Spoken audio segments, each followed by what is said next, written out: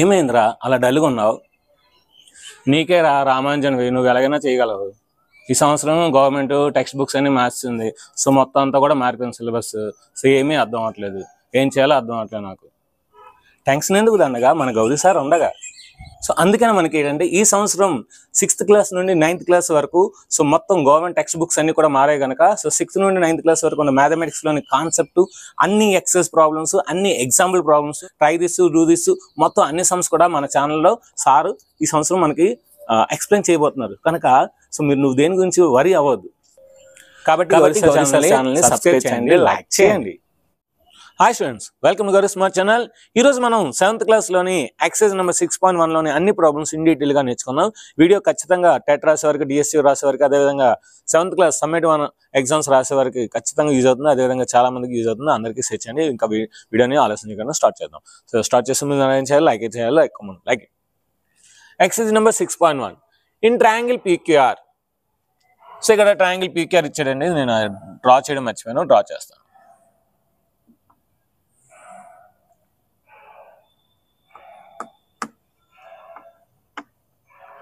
PQR అని ఇచ్చాడు.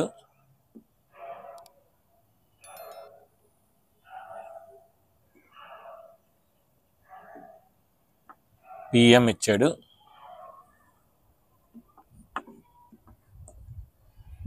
PD ఇచ్చాడు. ఇప్పుడు అడుగుతున్నాడు.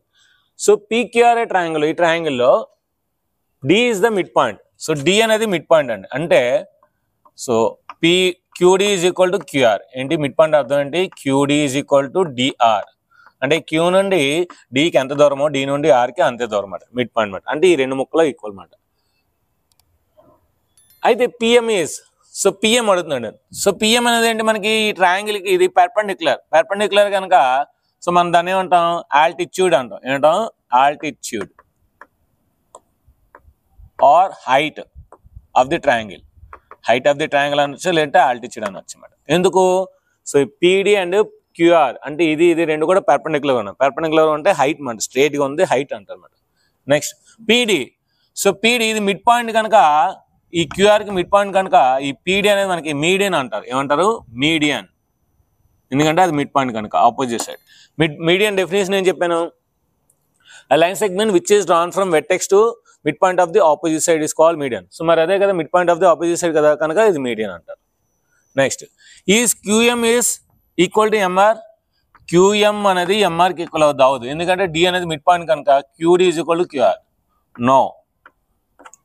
సో అంటే QM అనేది MRకి ఈక్వల్ అవ్వదు, నో అవ్వదు మాట. ఓకేనా?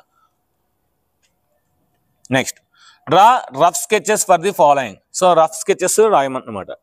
ABC ట్రయాంగిల్ ఉండాలంట. ఓకే, ABC ట్రయాంగిల్ డ్రా చేద్దాం.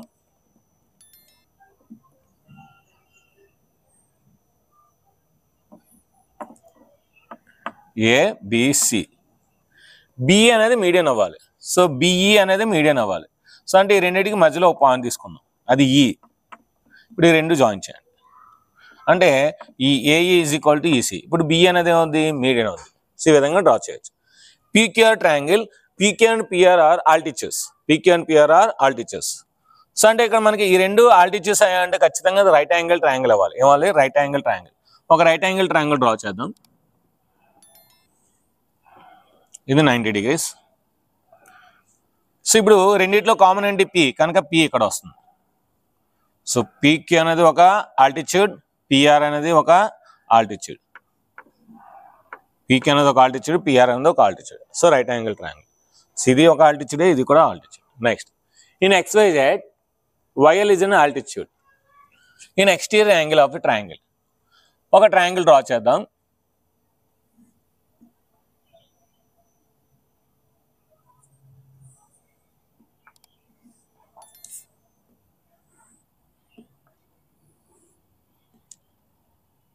Exterior angle of a triangle. ఓకేనా? సో ఇప్పుడు ఇది X, ఇది Y, ఇది Z. ఇప్పుడు మనకేమన్నాడు? YL అనేది ఆల్టిట్యూడ్ అవ్వాలి, exterior angle of the triangle అవ్వాలి. అంటే బయట ఉండాలి, ఆల్టిట్యూడ్ అనేది బయట ఉండాలి. సో ఇప్పుడు ఈ XY నేను ఎక్స్టెండ్ చేశాను అనుకోండి, XZని. ఇప్పుడు ఈ Y నుండి దీనికి ఒక పర్పెండిక్యులర్ డ్రా చేశాను అనుకోండి, ఇక్కడ L పెడతాం. అంటే ఇది ఆల్టిట్యూడ్ అవుద్ది. ఏమవుతుంది? ఇది ఆల్టిట్యూడ్ అది మాట. Next verify by drawing a diagram. So మనం డయాగ్రామ్ డ్రా చేయడం ద్వారా వెరిఫై చేయాలి. If the median and altitude of isosceles triangle can be same. ఒక ఐసోలేస్ ట్రయాంగిల్ కి మీడియన్ నెక్స్ట్ నుంచి ఆల్టిట్యూడ్ సేమ్ గా గీయొచ్చు అని అడుగుతున్నాడు.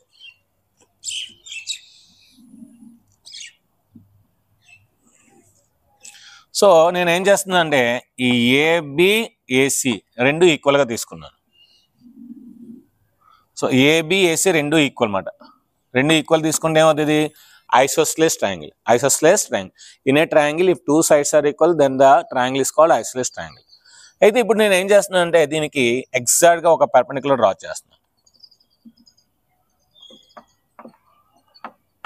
నెక్స్ట్ ఈ పర్పెండిక్యులర్ ఎగ్జాక్ట్ గా మిడ్ పాయింట్ ఉంది అనమాట. డి అనే మిడ్ పాయింట్ దగ్గర చూడండి. ఇదే ఆల్టిట్యూడ్ అయింది, ఇదే మనకి మిడ్ పాయింట్ అయింది. అంటే ఏంటిది? సో ఒకే ట్రయాంగిల్ కి మనం ఈక్వల్ గా ఉన్న ఆల్టిట్యూడ్ డ్రా చేయొచ్చు, అదేవిధంగా మీడియన్ కూడా డ్రా చేయొచ్చు. ఈక్వల్ గా ఉన్న మీడియన్ కూడా డ్రా చేయొచ్చు. సో యాక్చువల్గా ఏంటంటే సో ఈ టూ సైడ్స్ ఈక్వల్. ఎప్పుడైతే మనకి ఆల్టిట్యూడ్ మీడియన్ ఈక్వల్ అయిందో ఇది ఈక్వలేటరల్ ట్రయాంగిల్ అవుద్ది. ఏమవుద్ది ఇది? So equilateral triangle.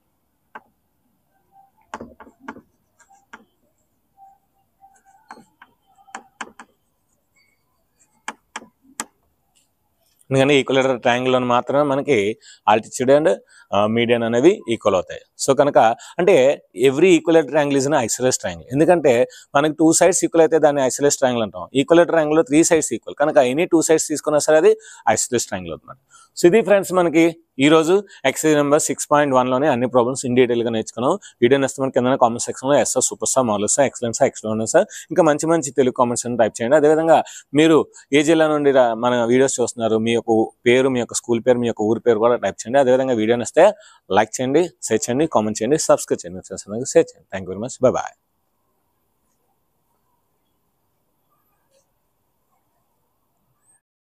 If you like this video, you just like and subscribe the channel and share this video.